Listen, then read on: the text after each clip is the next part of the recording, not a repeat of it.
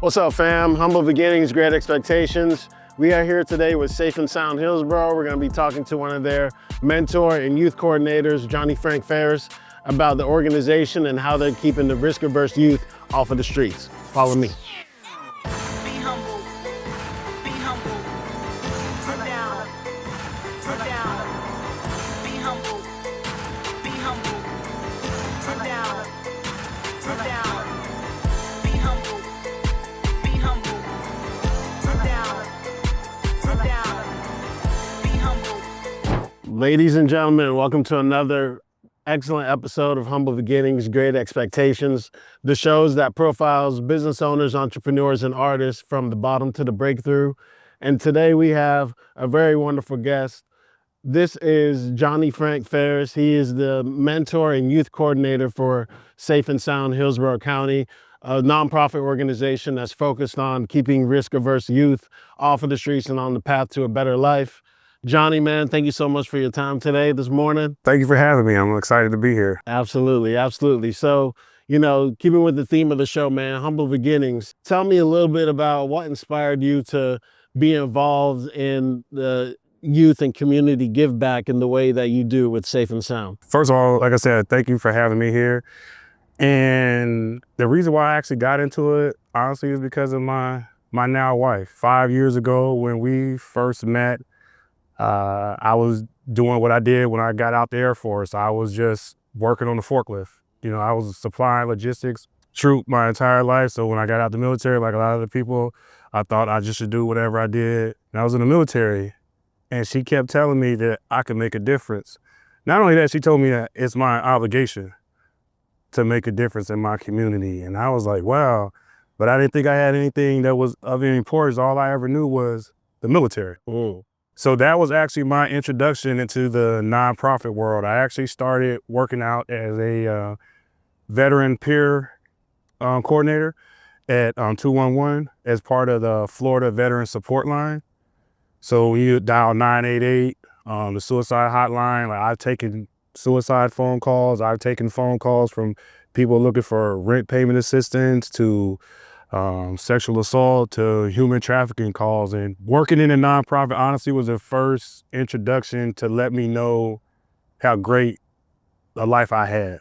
Because a lot of the people on the phone calls I was taking, I never ever had to ever deal with any of those issues. So that was actually what kind of led me into this world. And you fast forward to May of last year, my wife was already working at Safe and Sound, and one day, we were just joking around. She said, I think you would be great in this mentorship and outreach coordinator position. And just another thing, like I had never worked with kids before. And I used to think that I didn't have anything to offer, but she said that she thought that I could really be good at it. And then I talked it over with my youngest daughter, and she said, I think you can make a difference. So that's what really led me to the position I'm in right now. Man, I love that story, man. And one of the reasons why I was excited to have you as an opportunity to be a guest on the show is because of the things that you do and how, it impacted my life, because I was not always the stand-up gentleman that you see before you today. When I was a youth, I had a different mindset. I had, maybe not as much ambition and, things in me that drove me to a more positive way of, approaching life. And, it took bad things to happen to me and bad mistakes and things that happened to me to make me realize that I need to make better decisions.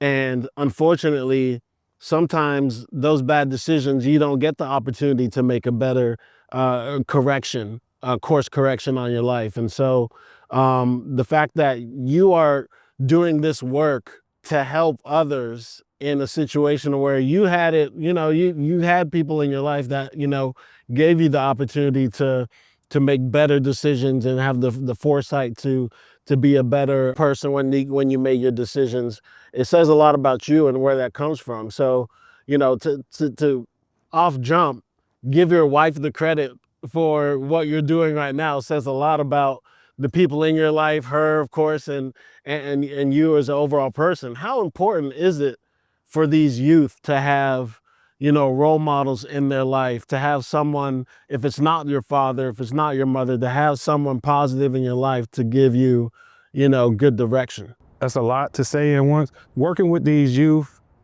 I realized my entire life has been a blessing. I've had people always around me. Like you initially said, if it wasn't my father, when I told you before, like when I joined the military, it was people who looked out for me and I understand, like, you are gonna make mistakes. I made those mistakes, but had it not been for people who looked out for me, I probably wouldn't have made it. You know what? I know I wouldn't have made it to retirement. I can go back and tell these youth, 1998, I was a 22-year-old kid and I got a DUI. It was a mistake that I made, but I can remember folks telling me like, hey man, you can come back from this. And then they started telling me, some of the mistakes that they're made, and they are still ascended to the highest of heights in the military. So I was like, oh, okay then, like, so that was, even then, it was people that was looking out for me. Yeah. So all my life has always prepared me for this. I didn't see it at first. And it does make a huge difference. Another thing that I've learned since being in this and being around other people, because I lived a sheltered life. I grew up in the military. So I grew up on a military base. And you don't realize we think we're a part of this world, but we're really isolated. And we just move because everything we do and things don't affect us the way that we think they do. So there's a lot of my life I took for granted. I got to be a kid. I was a kid in Germany. Like, my field trips were to castles. But that's just what I thought was normal. I went to Luxembourg, like 4th grade field trip. The first time I went to Paris, I was 14 years old. I'm seeing all these different countries, all these different cultures. And what I got to see in my worldly travels was the beauty in all cultures, the beauty in people. I just wasn't raised around, this group of people are evil or these group of people are bad. I saw it from even that perspective of how I view the world. When somebody says, oh, this group of people is like that, I can say that's not true. They say, how do you know? I said, because I lived there for a year. I know exactly what they do. None of that stuff is true. And as far as my worldly travels, everybody loves chicken. Everybody loves chicken. We just cook it differently. We might use a different oil and different. We all love chicken. Right. So it's things like that where I want to show these youth that, hey man, you don't have to risk your life and freedom in order to get these things that you see on TV or social media. Because shoot, half the people you see on social media lying or fronting, they don't have those things. They not living that life they portray to live. So that's what I wanted to, I don't know if it kind of answered your question or not, but that's what kind of, I see now that everything that's come in my life has led me to be able to pour back into these young men. Yeah, man, it definitely sounds like you got to a point where you could look back at your younger self, your younger life, and you saw that, the things that happened to you, the experiences that you experienced didn't necessarily happen to you, they happened for you. And they led you toward the path to, further enlightenment to, figure out what your purpose was. And so, looking back at your younger self, do you ever think that you'd be doing what you're doing today? Let me tell you something. If you taught anybody who knew me prior to my wife, they couldn't have saw this. Oh. Like I never heard of the phrase victim-centered, trauma-informed before. I mean, when you're in the military and the things that we see and deal with, you don't have time to be worried about people's feelings. And because of that, I've cut that off. And it's a lot of times where I process stuff a certain way and people are like, man, that's cold-hearted. But I never learned how to deal with emotions. So it's, so no. I can honestly say that I couldn't have saw myself here because for a lack of a better term, I was a jerk. I was an a-hole or something. My mouth there was no filter, and I thought if you got offended, that was your problem. Not ever thinking that, man, Jeremy might have faced this growing up, or he had to deal with this. Things or thoughts like that never ever crossed my mind. So these last 5 years has been enlightening to me. And even this past weekend, when I was out in St. Louis, people was like, man, you did this for me. You did this. And I was like, I did? The dude they used to me. And it reaffirms that this is what I'm supposed to be doing. Even through all the mess and, cause like I've said it before, like I might not have physically hurt people, but I know my words did. Like I know I hurt a lot of people, man. And this is part of like my repentance. Like this ain't nothing like I'm putting on a show or anything like that, man. Cause I went, you know, especially as men, like I went 40 some years without showing emotions. So now I think back of what I'm doing now. And yeah, it's real, man. Like these kids and what we're doing and like the effects that you can have on people's lives where you don't even know it. Just something as simple as you checking up on like one of your old homeboys. Like I have a habit now. Sometimes I'll be sitting around and somebody I was stationed with a long time ago, they'll pop into my head, hey man, I was thinking about you. Just let them know, man, you meant something to me. I didn't do stuff like that before. I didn't let people know what they meant to me. So I'm trying to do a better job of that. And I'm still growing, I'm still making mistakes, but these boys are helping me, showing me my own flaws. Absolutely. You know? And, you know, growing up when I had, moved over here from Jamaica when I was a young youth, you know, one of the things about, moving into a new situation, whether it be a new country or a new neighborhood, a new school, you know, a lot of things are going on with your parents that you don't necessarily understand as a youth. And maybe your parents are around to give you that game and give you that understanding. Most of the times they're not because of, finances. As adults, we got to do what we got to do. We got to grind. We got to go out there and, make enough money, put food on the table, keep the lights on, things of that nature. And so you lose out on that one-to-one interaction with the people that are in your life that's supposed to be, teaching you how things are going to go and how you should be approaching life in a certain way. And so, when I look back on my life, I realized that as well. There's got to be a give and take somewhere. You got to be able to understand that, you're not going to be able to have everything that you're supposed to have in life, and you just got to make do. So I guess my question is, you got emotional just now. Where does that come from? Where does that emotion come from when you think back? Set me up.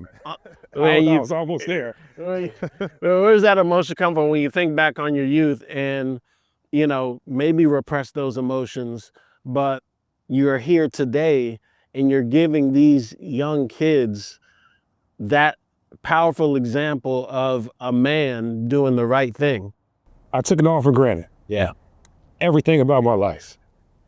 Like I said, the fact that I used to look at my life as, man, I never grew up in one place. I never had the same friends from people say, oh man, I've known this person since the first and second grade. And I used to be jealous of that. Oh.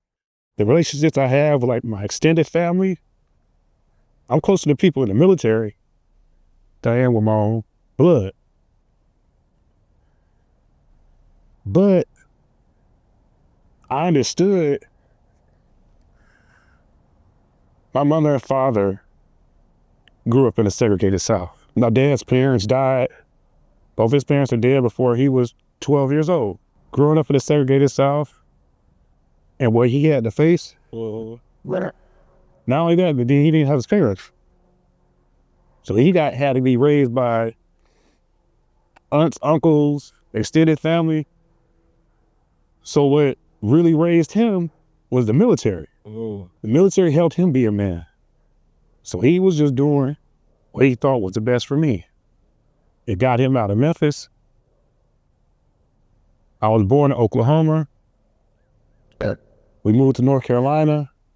Man, I've had a passport since I was 8 years old, and I'm almost 50.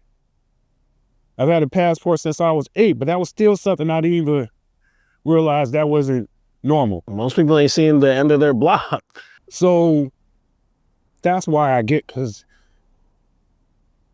I had it better than I could have ever had imagined. But I took that all for granted. And it wasn't until, like I said, I was in my 40s. And there's times, even to this day, I call my dad, hey man, thanks. I said, I get it now. Whether, part of becoming a man, when you're a father. Man, my mom and dad were 23 and 21 when they had me. Right, so they were still kids themselves. I started thinking back what I was doing. Yeah. At their age. They had a knucklehead.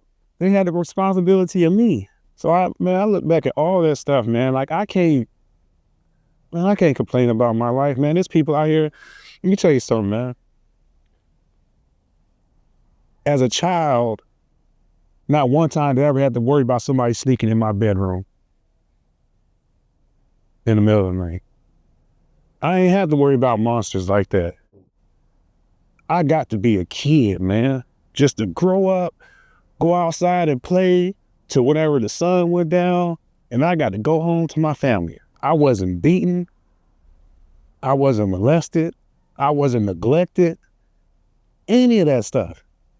All right, I might not have learned other social skills. All right, I'm learning them now. That's what therapy and stuff was for. I talk about me going to therapy openly. I had a session last Wednesday, man, before I went to go visit my boy for his retirement ceremony. And the problems I've been having at home with my extended family and us becoming a blended family, it was my fault. And I was forcing things upon them that I didn't realize I was doing. But luckily I had a therapist to make me aware. Because that's what happens. You like, man, why do I act this way? Or why do, in certain situations, we're not aware of like things that happen in our past, in our childhood, whatever, is affecting how we're going on now. It wasn't until last Wednesday. They're like, man, that's what's been going on. Damn.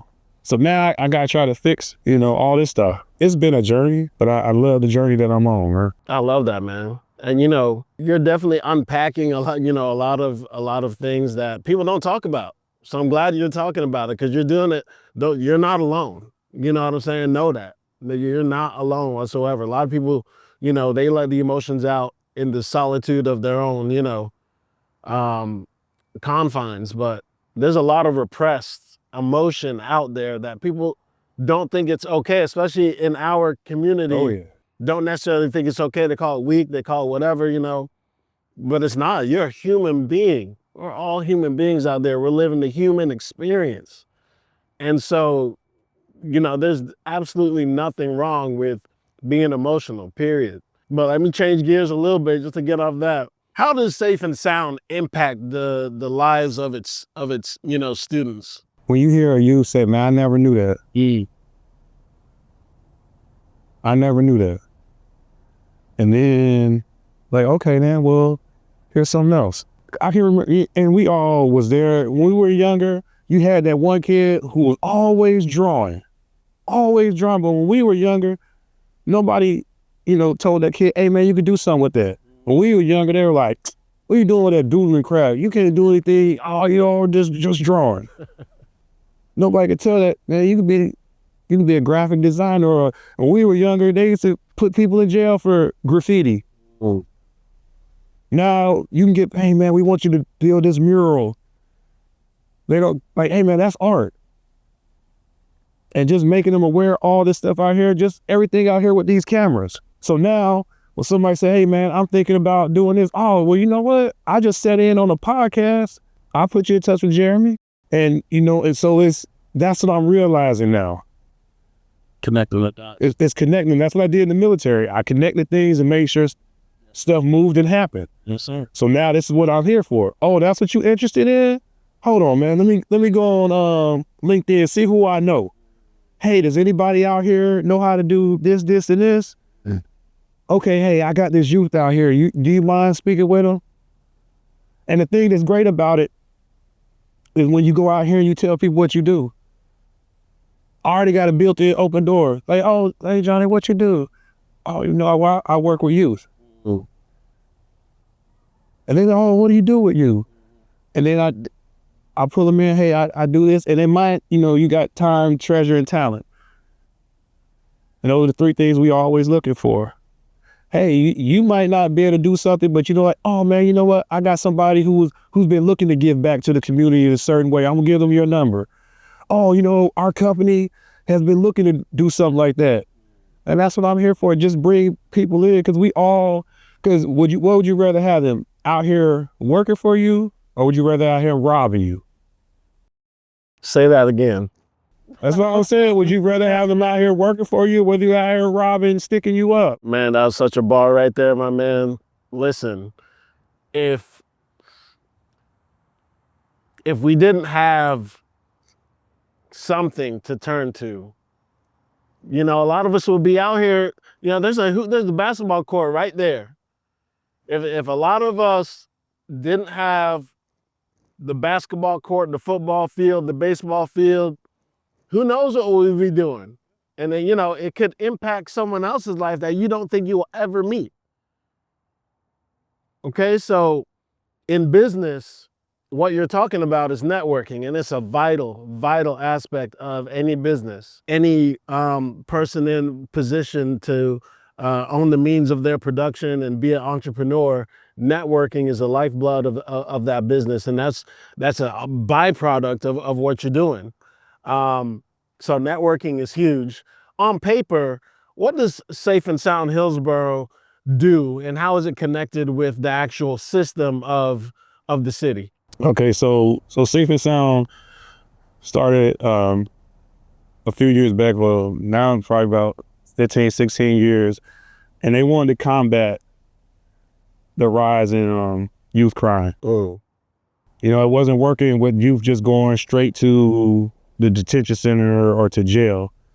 So the city of Hillsborough, it was a collective effort. The city of Hillsborough, you have the Children's Health Network, the Children's Network, the school system, all these different entities, the Tampa Police Department, it's a multitude of entities that wanted to come together.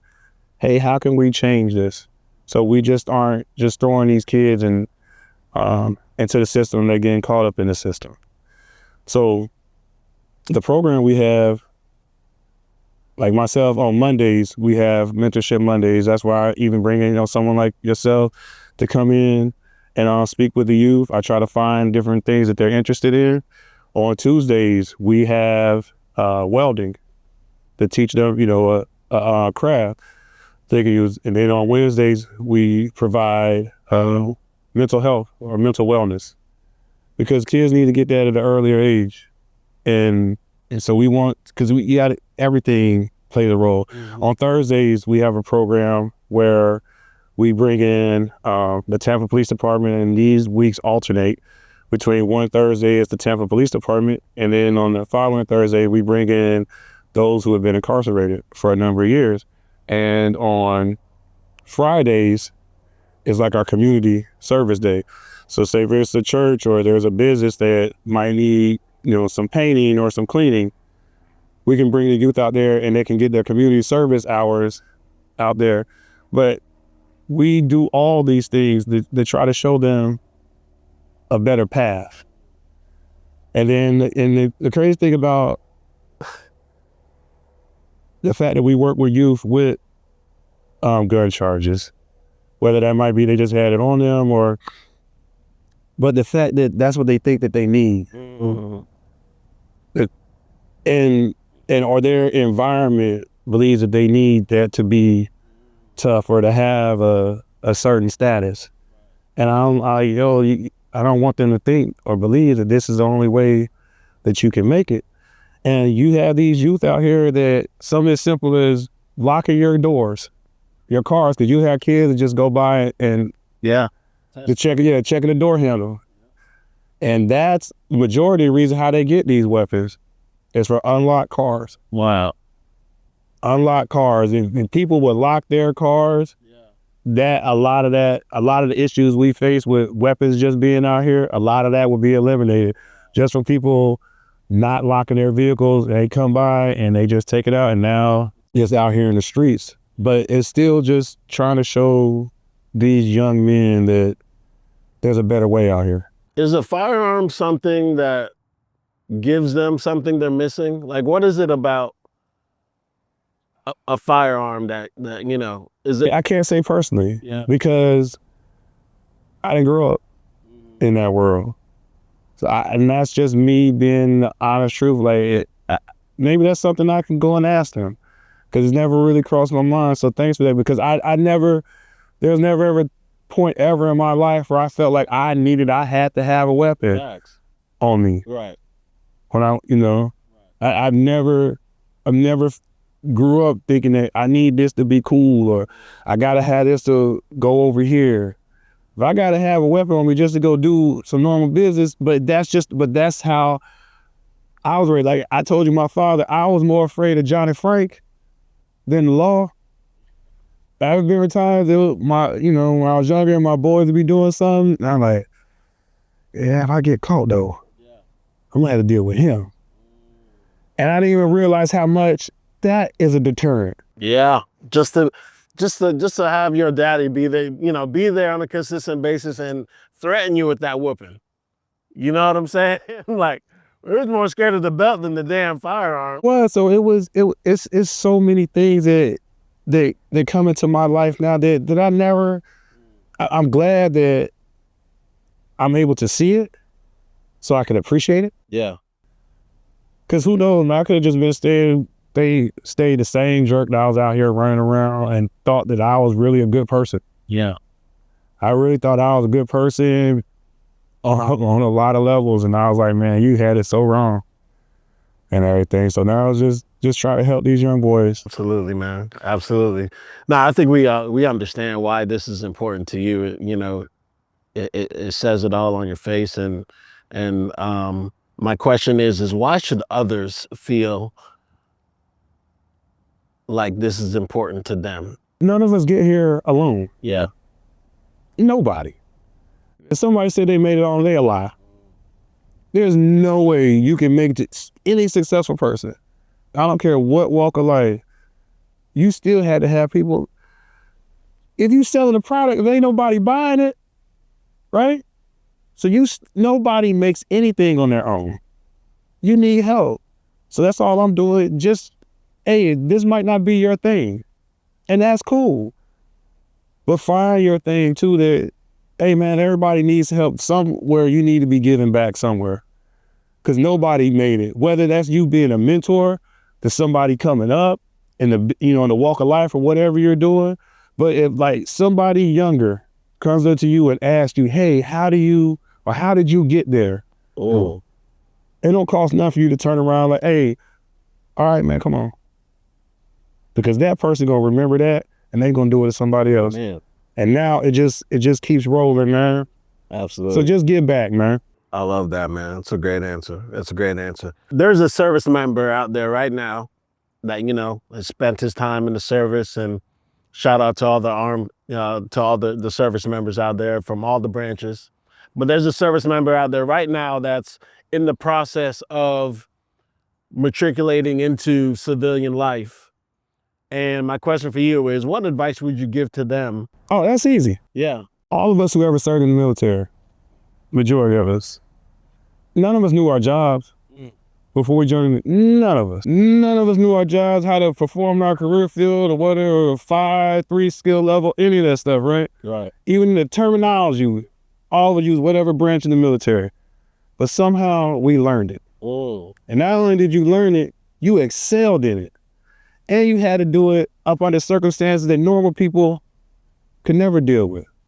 You were 18, 19 years old, in charge of millions of dollars worth of equipment. And if you weren't charged of millions of dollars worth of equipment, you was in charge of somebody else's life. Think about this. You a 19, 20-year-old, and you are in charge of this aircraft. Now, something goes wrong, and that pilot dies, but you 20 years old, and you had that responsibility, right? And you did that for 20 years. So don't ever think that there's something out here that you can't do. Because you already proved you can do it in circumstances that were unbelievable. So don't be afraid. You're not alone out here. The way you think, the way you move, hey, it's just a matter of adjustment. And it's okay to ask for help. You don't have to be out here alone. You're not the only one who's going through these feelings and stuff. But don't doubt yourself. I love that. That's good.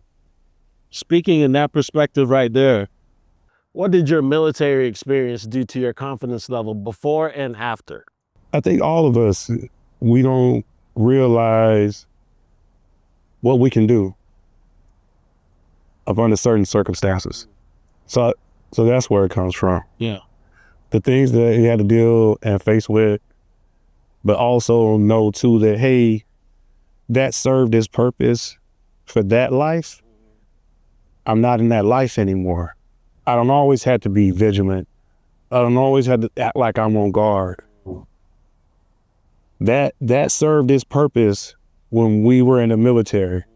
We're not in the military anymore. We can't keep trying to make things the way it was in this life, in this new life. And that's the hardest adjustment, is we're trying to live in two different worlds, but nobody ever taught us how to live in this world. When you apply those different discernment, essentially what you're talking about right there, and that's growth. That's huge. How important is of a role does confidence play in affecting these kids' lives? That they can do it, and they just need somebody to believe in her. That's all. They just need a lot of them. Sometimes some people are self-motivated and they can do it. Other people just need to see it. And sometimes when you come from a world where you don't see that, you don't think it's achievable. And like, no, that's not true, man. There's plenty of people out here that look like you, and they're doing the exact same things that you're dreaming about doing. So hey, let's go out here and find them. So that's all it is. Some of them just need to see it. And when they need to see it and you show it to them, then that's where their confidence, just like anything else, you play a sport, you do something, after a while, like, I got this. Yeah. But sometimes you just need that person to push you. I mean, everybody needs, life spoken into them, especially as a kid, That's what I'm trying to do here, man. And that's what all of us are here trying to do, because nobody gets into the nonprofit world for the money. Nobody gets into the nonprofit world for the money. There's a different reward you get, but it may not be monetary up front, at least. Great expectations.